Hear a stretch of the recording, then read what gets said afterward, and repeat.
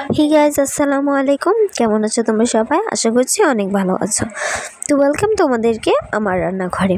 আজকে আমি তোমাদেরকে হাতে মাখানো গরুর মাংস রেসিপি দেখাবো। তো সেই জন্য আমি এখানে পরিমাণ মতো গরুর মাংস নিয়ে নিয়েছি। দিয়ে দিচ্ছি 2 টেবিল চামচ পরিমাণ মরিচের গুঁড়ো, আর তার সাথে দিয়ে দেব 2 টেবিল চামচ পরিমাণ ধনিয়ার গুঁড়ো, এবং তার সাথে দিয়ে দিব হাফ টেবিল চামচ পরিমাণ হলুদের গুঁড়ো। হলুদের গুঁড়োটা তোমরা চাইলে বেশিও দিতে পারো, কম দেওয়াটাই ভালো। এখন এখানে মাংসে আমি দিয়ে দিব 1 টেবিল চামচ পরিমাণ আদা বাটা,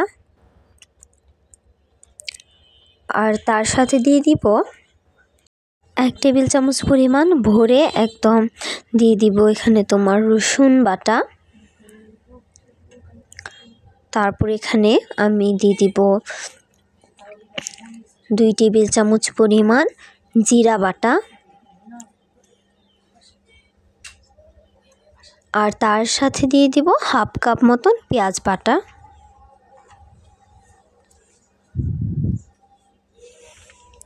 এখন এতে আমি দিয়ে দিব স্বাদ মতো লবণ। লবণটা তোমরা যে যার ইচ্ছা মতো দিবে, যার যতটুকু খেতে ইচ্ছা করে। আর এখানে দিয়ে দিব 1 টেবিল চামচ পরিমাণ মতো গরম মশলার গুঁড়ো, আর সাথে দিয়ে দিব তেজপাতা 5 থেকে 6টা, আর পরিমাণ মতো তেল। এখন ভালো করে মেখে নেব, যাতে মশলাটা সবগুলো মাংসের টুকরোয় ভালো করে মিশে যায়। দেখতেই পাচ্ছ কতটা লোভনীয়ভাবে মাখানো হচ্ছে, কালারটাও কতটা সুন্দর এসেছে। তো ভালো করে এইভাবেই তোমরা মাখিয়ে নেবে। আর আমার ভিডিওগুলো যদি তোমাদের ভালো লাগে তাহলে like, comment, share and subscribe করে পাশে থাকবে। তো এখানে আমার প্রায় মাখানো কমপ্লিট। এখন আমি সরাসরি চুলায় চলে যাব। তো আমি চুলায় চলে এসেছি। এখন চুলায় একটি প্রেসার কুকার বসিয়ে দিয়েছি। এখন প্রেসার কুকারটা গরম করার জন্য অপেক্ষা করব। গরম হয়ে গিয়েছে। এখন এতে পরিমাণ মতো তেল দিয়ে দিব। বেশি তেল দেওয়ার প্রয়োজন নেই, গরুর মাংসে এমনিতেই মোটামুটি ভালোই তেল থাকে। এখন তেলটা গরম হওয়ার জন্য অপেক্ষা করব। তো তেলটা গরম হয়ে গিয়েছে। এখন এতে আমি যে মশলা দিয়ে মেখে রেখেছিলাম গরুর মাংসটা, সেটা দিয়ে দিয়েছি।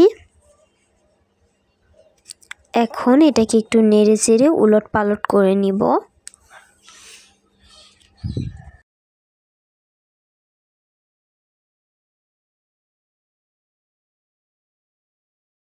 এইভাবে নাড়াচাড়া করতে করতে 3-4 মিনিটের মতন এরকম নাড়াচাড়া করা হয়েছে অনবরত, যাতে মশলাটা লেগে না যায়।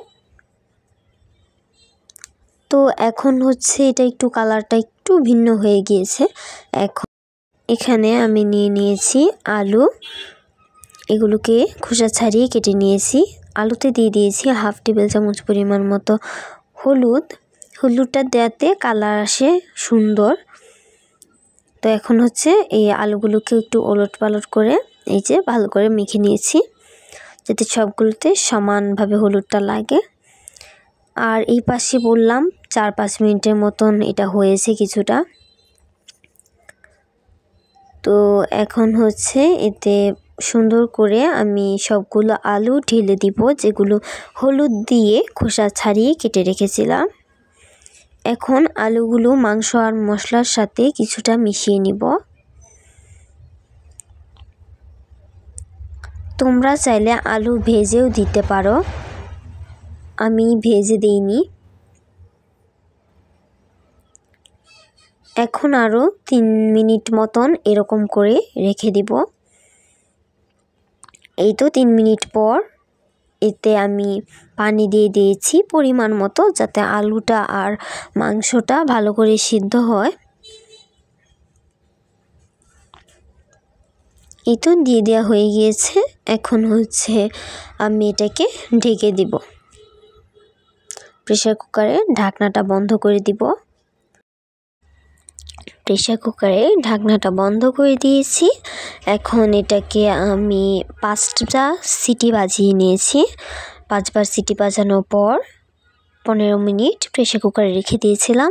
তারপর যেভাবে ইজিলি হাওয়াটা খুলে যায় ঠিক তখন খুলে আমি নামিয়ে নিয়েছি।